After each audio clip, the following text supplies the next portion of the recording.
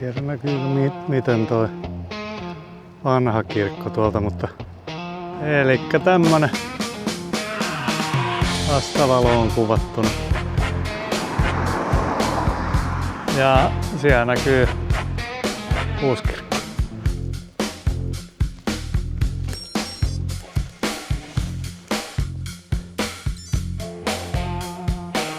Ja semmonen selli. Sitten välillä sylikuvaa.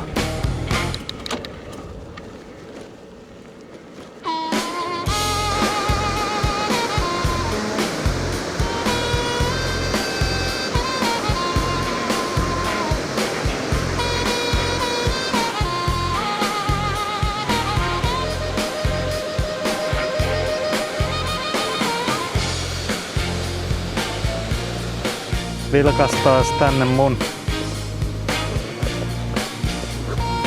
Senköhän näkyy. Huoltolaukkuun.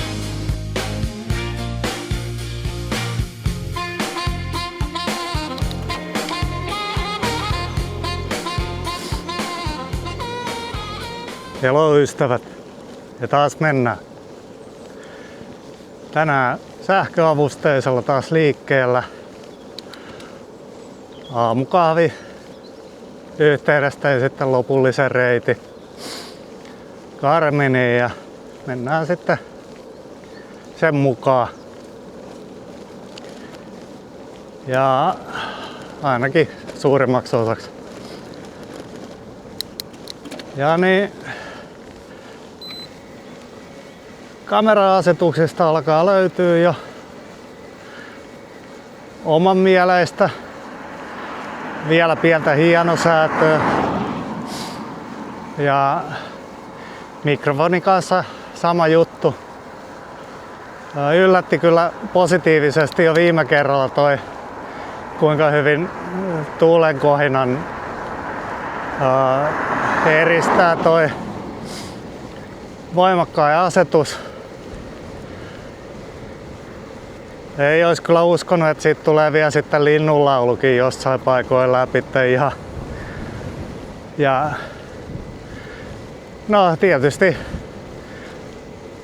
välttämättä siinä vaiheessa ei olisi tarvinnut alkaa omaa ääntä korottaa, kun ei enää sitä itse kuulu. Koska mikrofoni teki sen kaiken työn ihan just niin kuin pitääkin.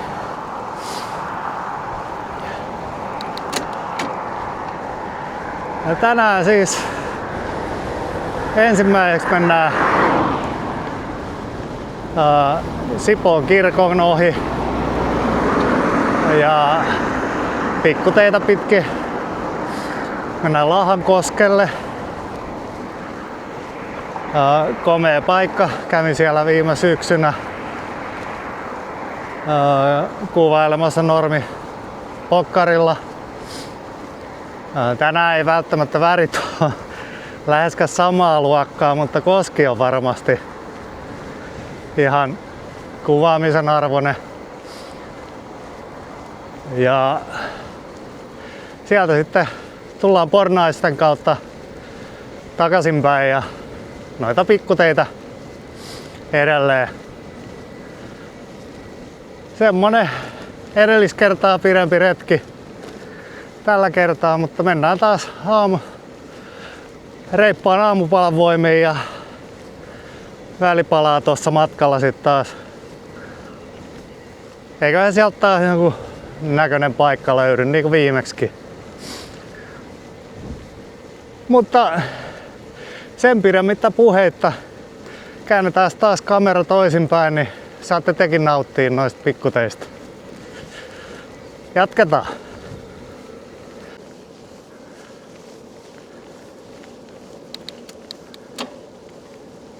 Eli tälle päivälle on luvannut puolipilvistä keliä ja 11 astetta lämmintä, niin kyllä tässä varmasti tarkenee taas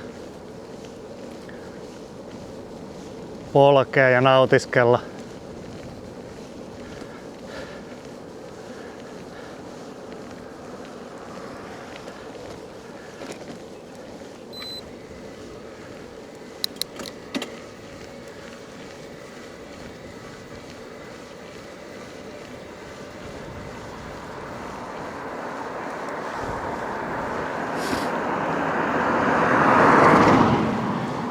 Ja se miksi nyt pyöritään näissä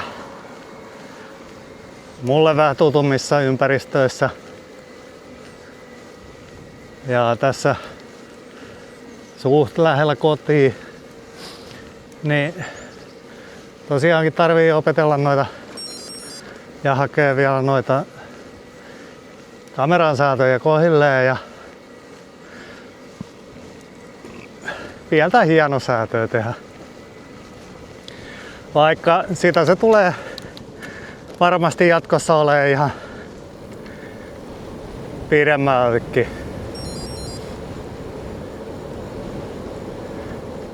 Opetellaan kokeilemalla ja sitten niitä virheitä tehdessä niin selvitellään, että mistä mahto johtuu ja millä tavoin ensi kerralla sitten vältellään.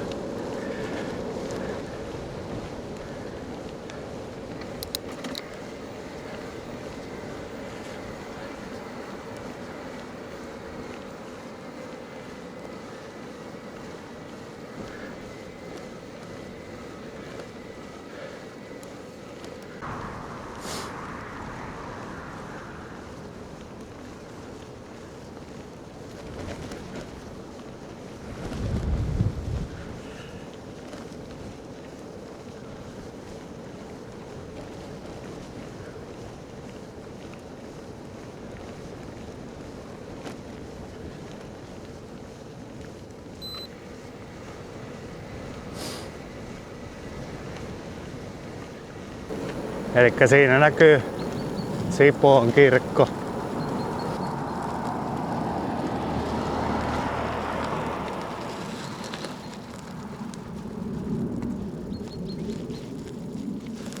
Siinä olisi maatalousmuseo. Ja mennään käymään tossa lähellä, niin otetaan vähän videokuvaa kirkostakin. Tosin ihan vaan ulkopuolelta, mutta kuitenkin kuviahan tästä on tullut otettua jonnin verran.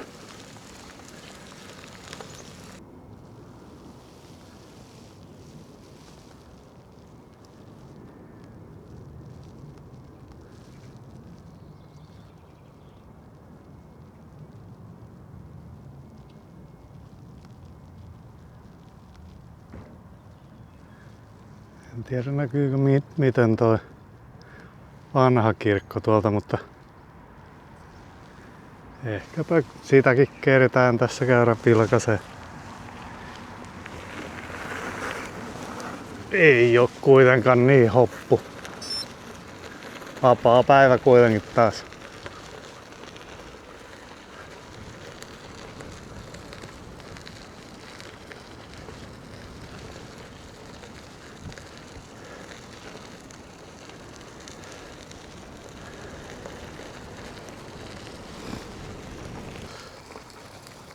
Onhan toi ihan.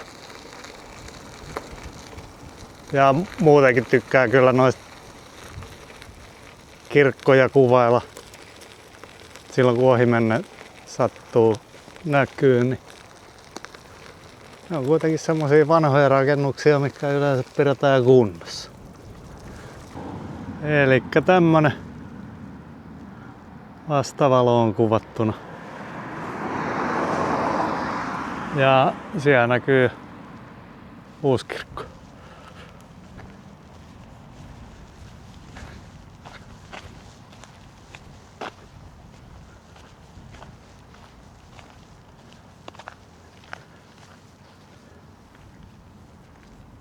Vai mikä kappeli tää nyt sitten olikaan?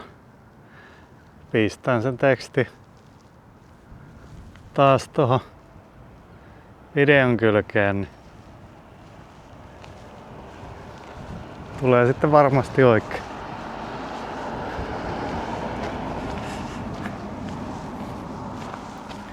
Ja siinä on taas tämän päivän juhta.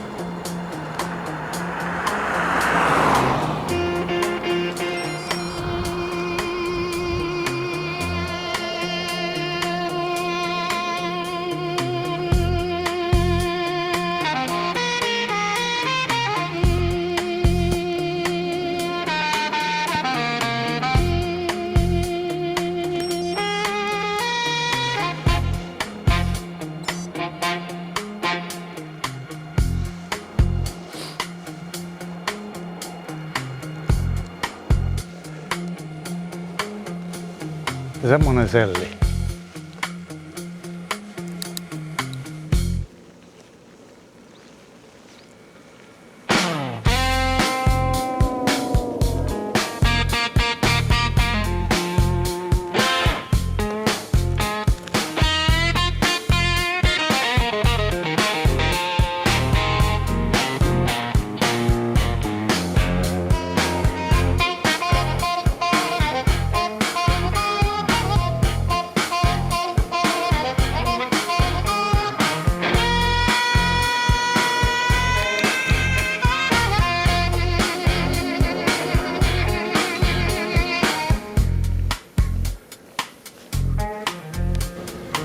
Sitten välillä sylikuvaa.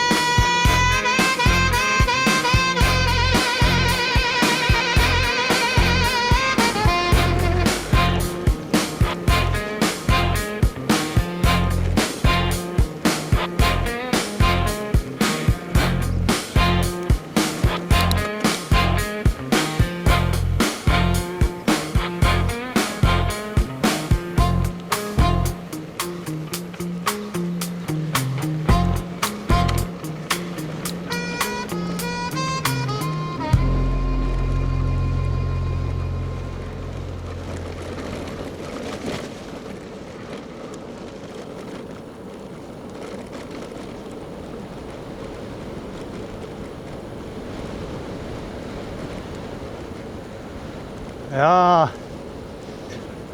tältä kohtaa olin viime kesänä noitten pensaiden ja puitten takana suojassa, kun 2 hirveä ylitti tosta ihan parisadan metrin päästä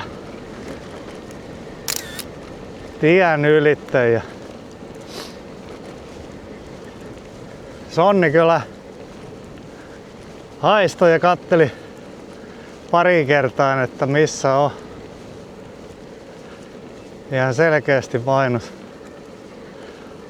Mulla oli aurinko takana, niin ilmeisesti sitä niin paljon häikäs, että ei tosta mettään suojasta, varjoisesta paikasta mua huomannut. Tien ylityksenkin jälkeen katteli vielä hetken aikaa.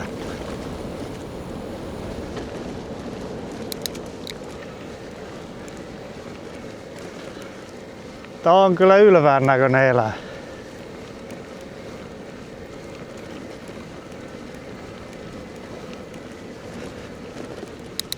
Ja kyllä noi aina retkenteko oman mausteensa sitten tuo.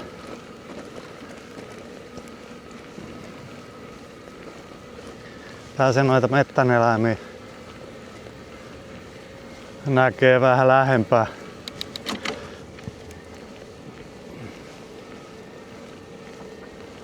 Ja yleensä ne tulee tolleen yllättäen. Niin kuin oli se viime jakson kirittäjä.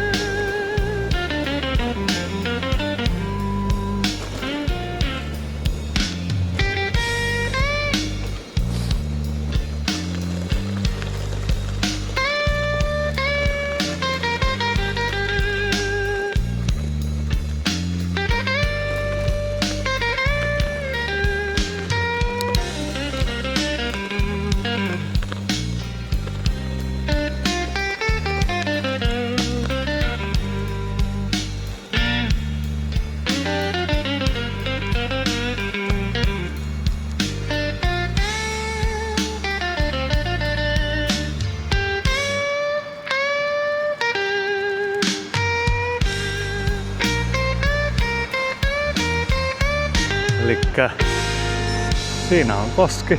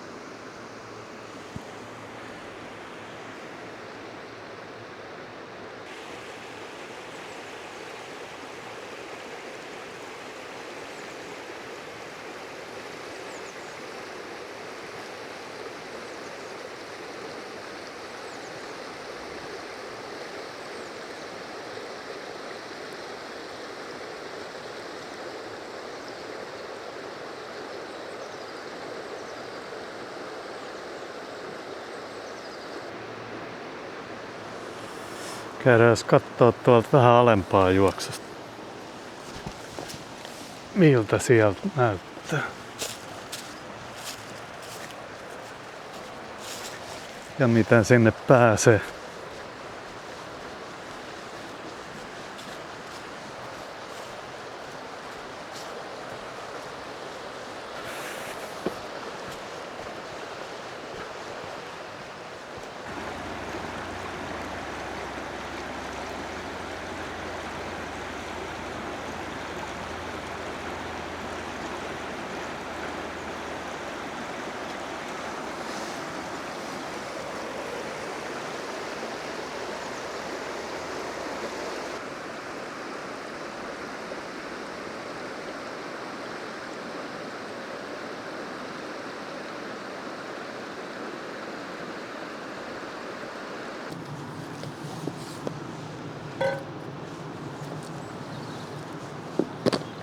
No, eipä tässä nyt tarvinnut pari kertaa miettiä, että olisiko tässä se sopiva evästyspaikka. Näin nätti ympäristö, niin tässähän se on hyvä pitää sitten. Ja jälkkärisuklaakin on näköjään mukavasti lämmennyt tuo kassissa. Termari ollut vieressä. No, ensi kerralla se tietää. Taas. Että mitä ei kannata tehdä.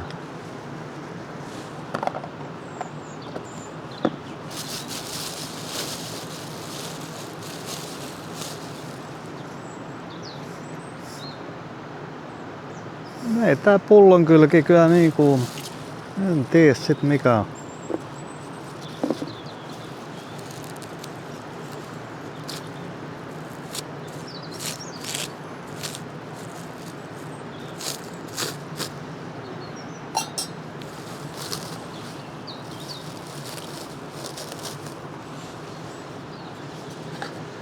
Kuitenkin päivän tärkein on aina tuo jälkkäri. Olitte se sit mitä hyvänsä, jos se on sokeripitoista, niin kyllä te tiedätte.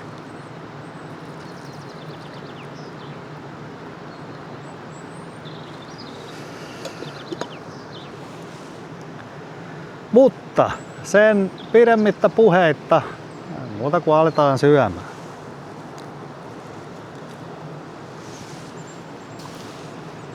Vai onko vaan herkkupala saanut sen verran runtua tuossa matkalla muilta varusteilta, että sen takia vähän itteensä ottanut.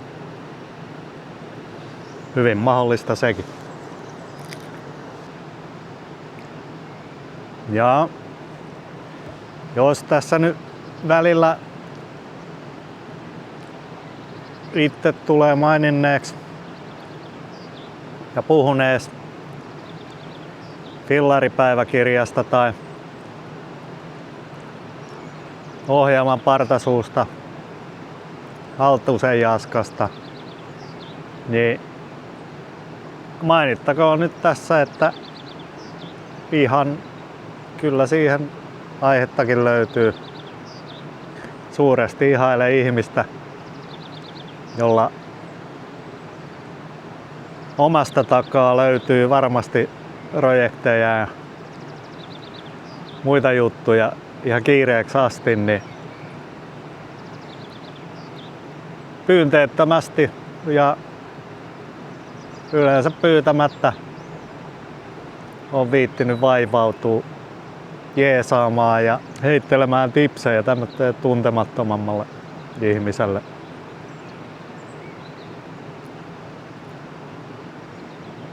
Hyvin harvinaista nykypäivänä, nykymaailmassa. Mutta arvostan suuresti. Että kiitos vaan Jaskalle.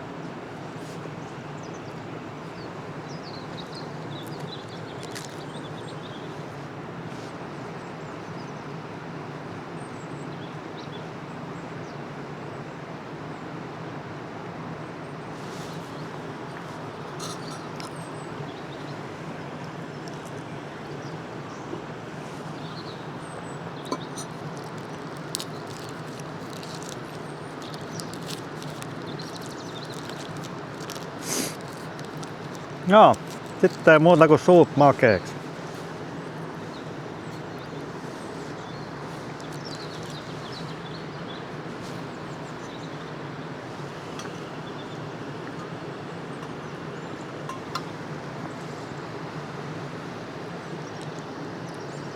Samalta se maistuu, vaikka on vähän hittiä ottanutkin.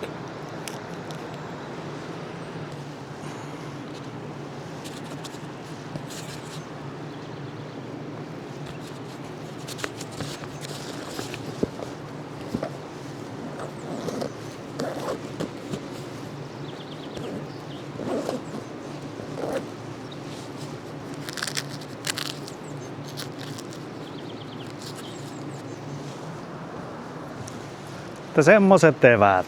Jaksoinpa tällä kertaa peräti syödä kaikki jälkkärikki. Viimeksi oli kyllä niin imelä, että oho. Ettei ihan pääse unohtuun, niin kuten lupasi, vilkastaas tänne mun, mitenköhän näkyy, huoltolaukkuun. Elikkä siellä on rautalankaa ketjunvaihtoa varten tai ketjulukkoa, jos joutuu vaihtaa. Ihan Velokin kanavalta pongasin hyvä idea, miten saa pysyä. Pääsee itse helpommin. Monitoimityökalu. Siinä on kaikki yleisimmät ja ehkä tarvii, jos jotain tarvii. Ja on ketjun katkaisija.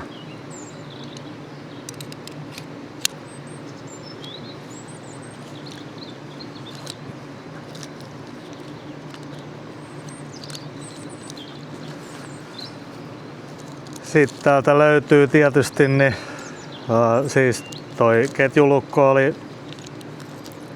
vanha fäti,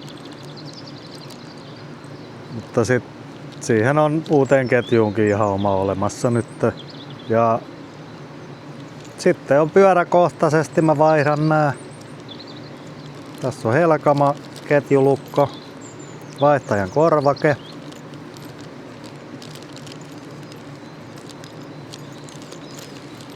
Jos sattuu tien päällä tarvii. Ja tietysti nitriinikäsineet, 2 kappaletta. Tääkin ihan Velokin vinkkejä, mitä on pongannut.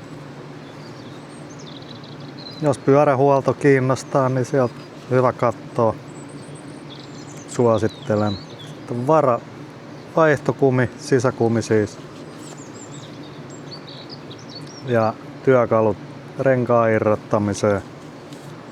Ja ihan vaan ketjuöljyä. Siinä ne sitten, näillä pitäisi retki pärjää. Ja jos ei tässä nyt näkynyt kunnolla, niin tehdään sitten joskus toista kunnollinen. Mutta semmosia. Lyödään kamat kasaan ja lähdetään jatkaa matkaa. No, nyt on sitten evästauko pidetty ja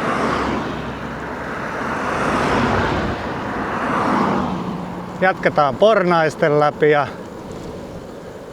Laukkosken kautta ja sieltä aloitetaan sitten kotimatka.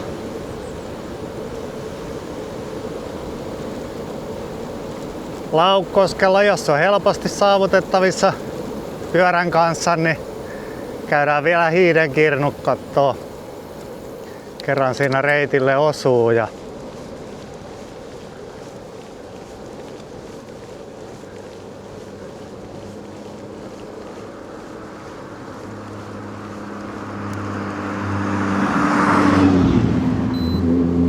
en niin tarkkaan kattelu.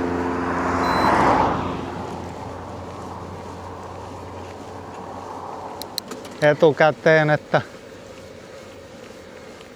onko minkälaiset Hiidenkirnut kyseessä, mutta sehän selvii siellä paikan päällä sitten. Ja siinä on Pornaisten kirkko. Oikealla puolella tulee.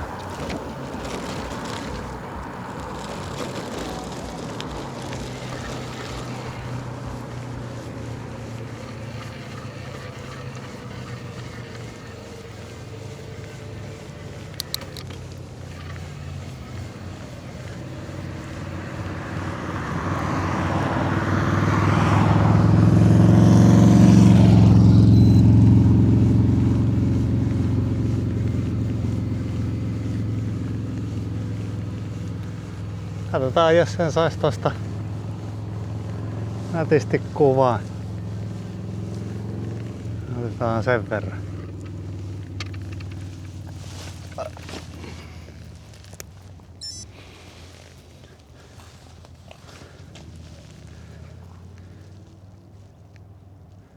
Sellainen. En tiedä miten näkyy vastavaloa, mutta siellähän on maailman valo. Ainakin siinä ovessa. Ovi yläpuolella lukee. No, olipa taas hyvä.